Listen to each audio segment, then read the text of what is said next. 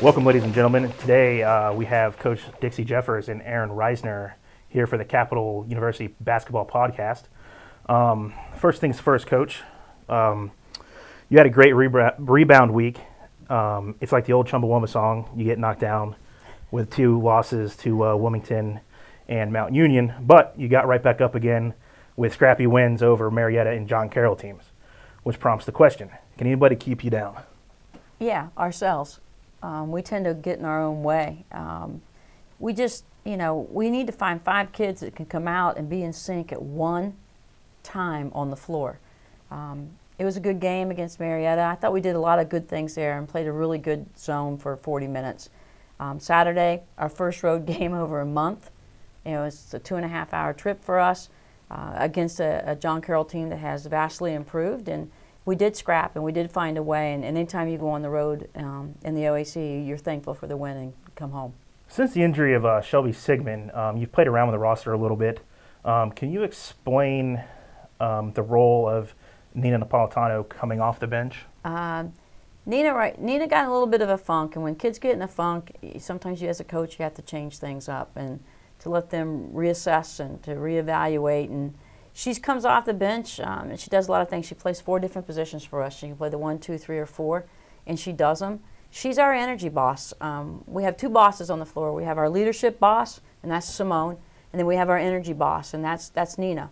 And you have to have that energy boss, and she kind of lost some of that energy, so she hasn't been feeling well lately, so we just need to shake things up a little bit and get some other kids opportunities.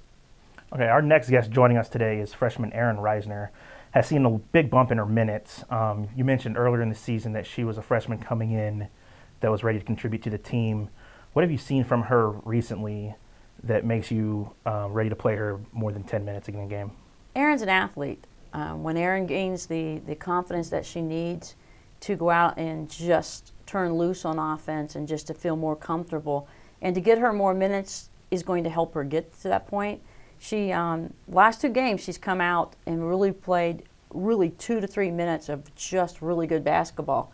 Then we rotate her in, then she starts thinking. So if we can eliminate the thinking part of it and her just come off the bench ready to go, she's going to continue to help us. She does good things when she goes in. Okay, let's talk about the upcoming slate. 3 of the last 4 games are at home. This weekend we have a big rivalry weekend with a doubleheader against Otterbein, and it's also Hall of Fame weekend, which could lead to some serious postseason seeding. So what is the mindset heading into this very important stretch? The last 4 games for us are very critical and very important because everything's such a logjam from 2 on down. So everybody's fighting for a position. The 1-2 gets a bye until Thursday, so you always want to be in that 1-2. We need to take care of ourselves. We're playing 3 of the 4 games at home, and we need to finish out strong. Coach, despite the new face this week with myself, we'll end as we always do with a random question of the week. If you could install any kind of fountain at your house or office that displayed or dispersed your beverage of your choice, what would it be? I thought you were going to tell me I could do a chocolate fountain. Oh, what do I want to disperse if it's a beverage of choice? That's a loaded question. So I'm going to be nice, and I'm going to say I'm going to disperse Gatorade. Okay. I know that's not the sensationalism y'all wanted, but I do work at a university, and I can't have a beer keg in there or anything else, so we'll do Gatorade. Okay. Thank you, Coach. Stick around as we talk to freshman forward Erin Risner in the second part of this podcast. After this, I'm Chad Smith. And I'm Dixie Jeffers. Thanks for joining us.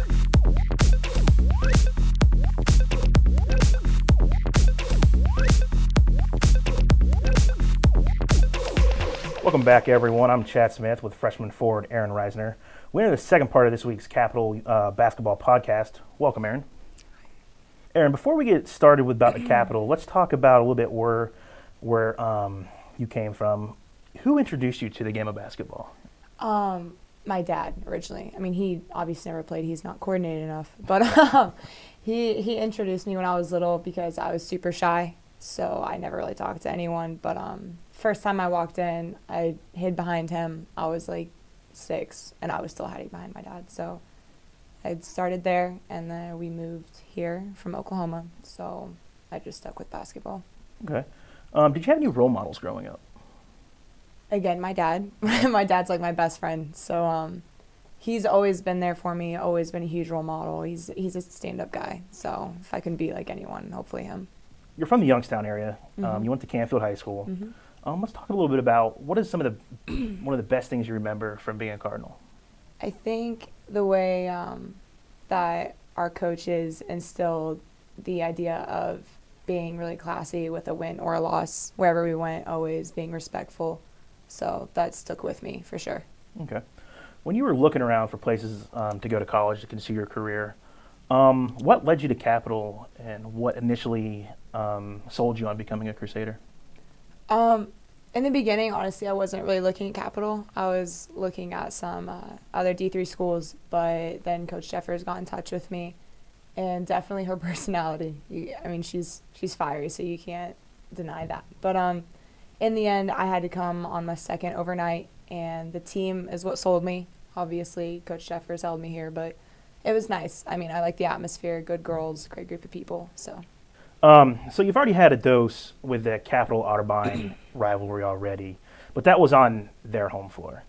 So what are you expecting for this week with our crowd, and how excited are you for this game? We're all very excited. The team's very excited. We're ready to go. We're going to have some good practices. We're going to get in some good energy. And when game day comes, there's always high energy from the bench, from the team, anything. It's always there. Okay. Now let's talk a little bit about the student-athlete part of it. Now, you've mentioned you're undecided as a major, which there's still plenty of time to decide. But what interests may lead you towards deciding a major? I think my little cousins have kind of veered me towards education somewhat. I'm not sure yet, but I love kids. I love babysitting. They're adorable sometimes, even when they're screaming. You can deal with it. But I really like kids. And my sister, she's weird. She's really cool, but she's weird. So I feel like psychology, but whatever, just a mix. And Erin, as every week, we highlight a random question of the week. So this question is, if you can install any kind of fountain dispenser in your room or dorm or at home, what beverage would you have? Pink lemonade. Pink lemonade. Pink lemonade. All right. That's going to wrap it up this week for the Capital Basketball Podcast. We want to thank head coach Dixie Jeffers for joining us for the first leg of this podcast. And, of course, thank you, Erin, for closing up with us. Don't forget, fans, the Crusaders women's basketball team is in action again Wednesday at 7:30 as they host Muskingum. And again this Saturday as they host rivals Otterbein.